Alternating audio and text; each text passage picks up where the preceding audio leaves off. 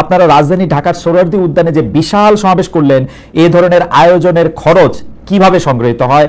আপনি বা আপনারা কি নিজেদের ফুল টাইম রাজনীতিবিদ হিসাবে পরিচয় দেন, নাকি আপনারা পেশা হিসাবে কি উল্লেখ করেন? অর্থাৎ আপনাদের আয় রোজগারটা আসলে কিভাবে হয়?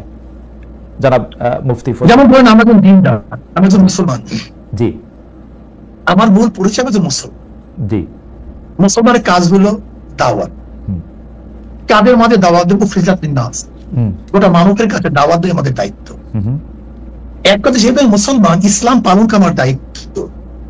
ইসলামের মধ্যে যাহা কিছু আছে সবকিছুই পালন করবো। নামাজ আছে, রোজা আছে, হজ আছে, যাকাত আছে, কলেমা আছে। ইসলামকে প্রতিষ্ঠিত করার ব্যবস্থা আছে। মানুষকে সেবা করা, অন্যায় মোকাবেলা করা, ন্যায়কে প্রতিষ্ঠিত করা।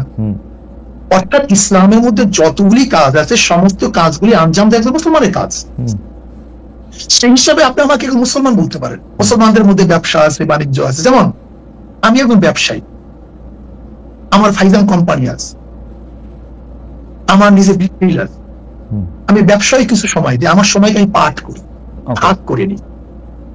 আমি আমার পরিবারের জন্য একটা সময় নির্ধারণ করি, আমি ব্যবসার জন্য কিছু সময় নির্ধারণ করি। অধিকাংশ সময় আমাদের দাওয়াতি কাজে ব্যস্ত হয়, দাওয়াতি কাজে থাকে। সারা বছর আমাদের সারা বছর প্রতিদিন আমাদের সময়সূচি বের হয় যে আজকে কোথায় থাকবো, কালকে কোথায় থাকবো, এমনকি কোন ঘন্টায় কোন সময় থেকে কোন সময় আমরা কোন জায়গায় থাকবো, এটা সবাই আমাদের জানে। মানে আপনি আমাকে একজন মুসলমান মনে করতে পারেন, আর মুসলমানের যে দায়িত্বগুলি সেই দায়িত্বগুলি পালন করার একজন ব্যক্তি হিসেবে আমাকে চিহ্নিত করতে পারেন। রাজনৈতিক যে দল আপনি আপনারা প্রতিষ্ঠা করেছেন, সেই দল কি কারো কাছ থেকে চাঁদা নেয়, বা সেই দলের নেওয়া চাঁদা থেকে কি আপনারা কোনো ভাগ পান, বা আপনি কোনো টাকা নেন সেখান থেকে, বা আপনারা কোনো টাকা? এটা তো মারাত্মক প্রশ্ন। দেখেন, আমরা দেই না। আচ্ছা। যেমন এই বছর এই যে সম্মেলন হয়ে গেছে, আমার 1 লক্ষ টাকা দিতে হয়েছে। আমাদের আমিরও 1 লক্ষ টাকা দিতে হয়েছে। নিজের পয়সায় গেছি, নিজের পয়সা আসছি। কিন্তু সম্মেলনে তো অনেকে বলে থাকেন খরচ হয়েছে 50 লক্ষ টাকার মতো। না, 50 লক্ষ, কয়েক কোটি টাকা খরচ হয়েছে। 50 লক্ষ টাকা হবে। আচ্ছা, তো বাকি টাকা? কয়েক কোটি টাকা খরচ হয়েছে। বাকি টাকা সব নিজেরা, প্রত্যেকে। আপনারাও যেমন 1 লাখ টাকা করে দিয়েছেন, তেমন যারা এসেছেন তারাও টাকা দিয়েছেন, তাই তো? প্রত্যেকে টাকা দিয়ে এসছে, আবার নিজেরটা খেয়েছে, নিজের পয়সা চলে গেছে। আচ্ছা, চাঁদা এবং ইয়ানত, জি, তা আচ্ছা আপনি বলেন তো, মসজিদে যখন আমরা নামাজে যাই, জি, আমাদের সামনে কি আসে? একটা বাক্স নিয়ে আসে, রাইট। এই ব্যাপারে আজ পর্যন্ত কাউকে সমালোচনা করে শুনছেন? করেছে কেউ সমালোচনা, মানে হয়তো অন্যভাবে আর কি। জি, টাকা দেয় না, চ্যারিটিতে টাকা দেয় না, দেয়, জি। এই গোটা দুনিয়ার চ্যারিটি চলে কিভাবে?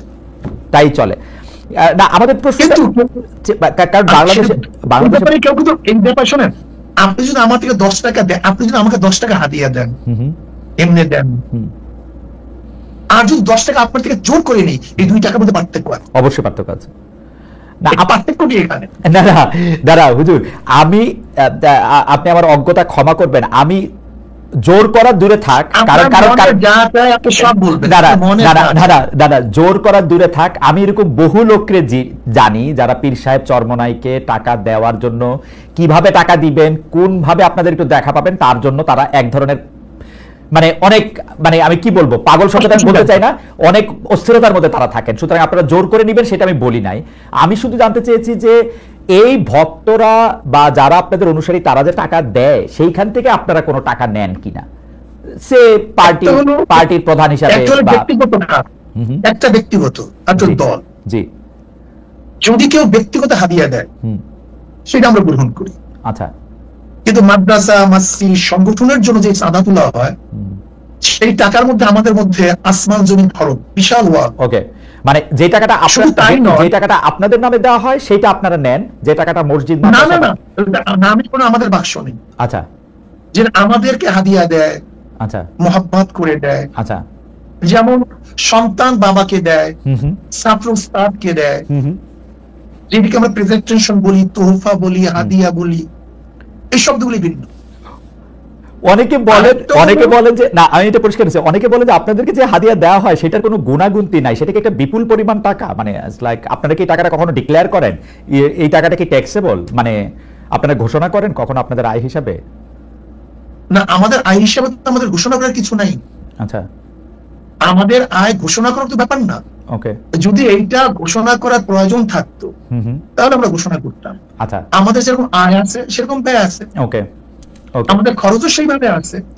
ওকে। এখন আমার প্রশ্ন হলো যে আপনাকে যদি কেউ হাদিয়া দেয় সেটাকে সরকারকে জানাতে হবে কিনা, ধরে নেন অল অফার, বা আপনাকে জানাতে হবে কিনা? ওকে, আমি এই ব্যাপারে পরিষ্কার। আমরা এখানে আরেকটা কথা বলি, এই যে চরমোনাই মাহফিল হয়, জি, এই চরমোনাই মাহফিলের সমস্ত খরচ মাহফিলের মাদ্রাসার, সমস্ত আয়ু মাদ্রাসার, খরচ এখান থেকে আচ্ছা, সব মাদ্রাসা, ওকে। এখান থেকে আমার আমাদের এক পয়সা কানা করি আমরা নেইও না, বরং কোনো সন্দেহ যদি হয় সেটা মাদ্রাসা আমরা দান করি।